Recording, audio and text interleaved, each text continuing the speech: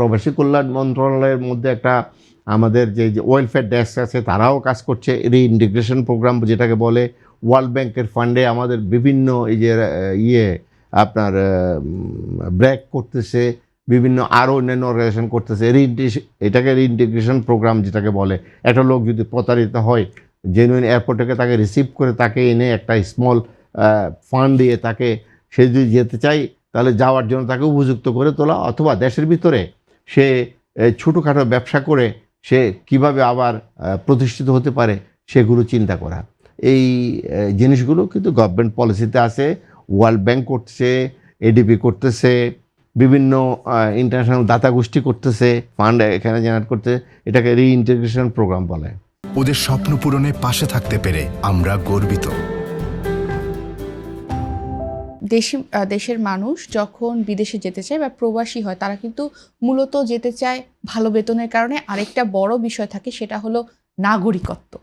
সেই দেশের নাগরিকত্ব পাবে। তাহলে ভালো বেতন এবং নাগরিকত্বের প্রলোভন দেখিয়ে কর্মীদের এই যে আরেক দেশে পাঠানো হয়, এবং তারা কিন্তু নানাভাবে ওখানে সবসময় যে আসলেই ভালো জীবনযাপন করতে পারে বিষয়টা এমন না। তাহলে এই যে পাঠানোটা, এটা তো তাদের কাছে একটা যুদ্ধক্ষেত্র হয়ে যাচ্ছে। এটা কি আসলে মানব পাচারের সমান বলে আপনি মনে করছেন? দেখেন, স্বপ্ন দেখায় কে? মধ্যসত্যভোগীরা স্বপ্ন দেখায়। মিডল ইস্টে যদি কোনো কর্মী যায়, সে নাগরিকত্ব পাওয়ার কোনো সম্ভাবনা নাই। সুতরাং যিনি যাবেন তিনি বলবেন যে আমার ক্যাপাসিটি এতটুকু আছে, আমি কতটুকুই বা বেতন পাবো। আমাকে যে বলা হচ্ছে যে হাই স্যালারি দিবে, কী জন্য দিবে? আমার যোগ্যতাটা কে? এই জন্য আমি প্রথম বলি যে আমাদের এই সেক্টরে সবচেয়ে ফার্স্ট স্টেক হোল্ডার হচ্ছে যিনি যাবেন তিনি, তাকে স্ট্রং একটা থাকতে হবে।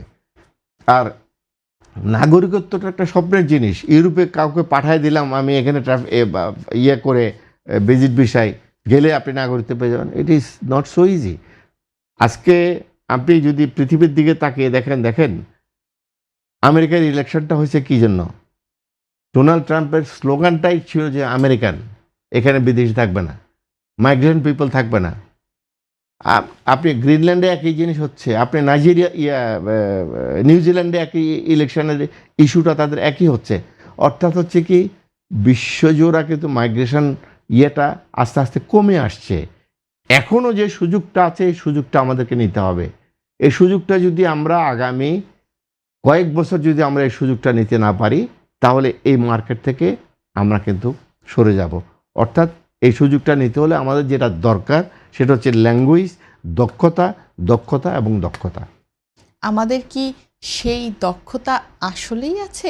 আমাদের যারা দক্ষ মানুষ, আমরা কি তাদেরকে পাঠাতে পারছি, বা তারা কি পিছিয়ে পড়ছে? করতে হবে, পলিসি লেভেলে সেটা করতে হবে।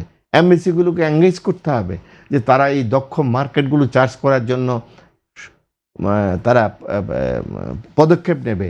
দরকার হলে এই খাতে যারা আছে উদ্যোক্তা, তাদেরকে ইনভাইটেশন দিয়ে তাদেরকে নিয়ে যাবে মার্কেটগুলো করার জন্য। তো এইগুলো নাই আসলে।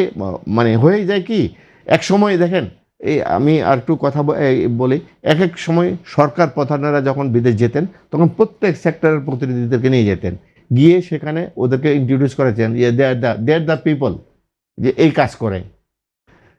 এটা 80 সালের থেকে আমরা এটা দেখে আসছি। কিন্তু এখন যে সরকাররা আসছে, এরা নিজেরা যায়, নিজেরা কথা বলে, নিজেরা চলে আসে। তো তারা যাওয়া এবং তাদের ইনফরমেশনটা আবার যখন তারা চলে যাবে, এই ইনফরমেশনটা তাদের ভিতর রয়ে গেল। এইটার সাথে সাথে যদি সেক্টরের প্রতিনিধিরা যায়, তাহলে গভর্নমেন্ট এদেরকে ইন্ট্রোডিউস করা যেত। ওরা প্রাইভেট সেক্টর তখন ওখানে ইন্ট্রোডিউস করানোর পরে প্রাইভেট সেক্টর তখন ওখানে নক করত। কারণ মার্কেট এক্সপ্লোর করার জন্য প্রাইভেট সেক্টর হচ্ছে তাদের এক্সপার্টিস, মানে কাজে লাগাইতে পারে। শ্রমবাজার সম্প্রসারণে পররাষ্ট্র মন্ত্রণালয় ও প্রবাসী কল্যাণ মন্ত্রণালয়ের সমন্বয় ঠিক কতটুকু কার্যকর বলে আপনি মনে করছেন? আমি খুব মনে করি না যে এটা খুব সমন্বয় কোনো কিছু আছে, কোঅর্ডিনেশন কিছু আছে, এবং দে আর ডুইং নাথিং। যে তারা মার্কেট এক্সপ্লোর করার জন্য তারা কি খুব একটা কিছু করতেছে? পররাষ্ট্র মন্ত্রণালয় নট এট অল। পররাষ্ট্র মন্ত্রণালয় নট এট অল। প্রবাসী কল্যাণ মন্ত্রণালয় তবুও কিছু চেষ্টা করতেছে, নিজেরা ঘুরে আসতেছে, একটা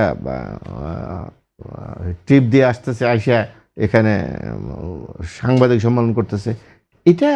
এটা আমার কাছে মনে হয় না। তাদের সাথে যদি আমি তো ওই কথাটা আগেই বললাম, তাদের সাথে যদি প্রাইভেট সেক্টরকে এঙ্গেজ করতো, নিয়ে যেত, তখন অ্যাক্ট সফরের পরে প্রাইভেট সেক্টর এরপরে তখন ঘুরে আসতে পারতো, যে আমাদেরকে ইন্ট্রোডিউস করে দিচ্ছে অথরিটির সাথে, আমরা তখন তাদের সাথে নক করতাম, বিভিন্ন ইন্ডাস্ট্রির সাথে নক করতে পারতাম, আমরা কথা বলতে পারতাম।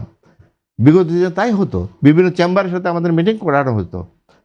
আমাদের যখন সরকার প্রধান যেতেন, সরকার প্রধান তখন ওনার রাষ্ট্রীয় পর্যায়ে মিটিং করতেন, আর সাইডে আমরা তখন বিজনেস কমিউনিটি কিংবা আমাদের মানে আমরা তখন সেখানকার বিজনেস কাউন্সিলের সাথে মিটিংগুলো করতাম বিভিন্ন ইস্যু নিয়ে, বিভিন্ন ইয়ে নিয়ে। এগুলো আগে থেকেই প্র্যাকটিস ছিল, কিন্তু এখন এগুলো টোটালি বন্ধ।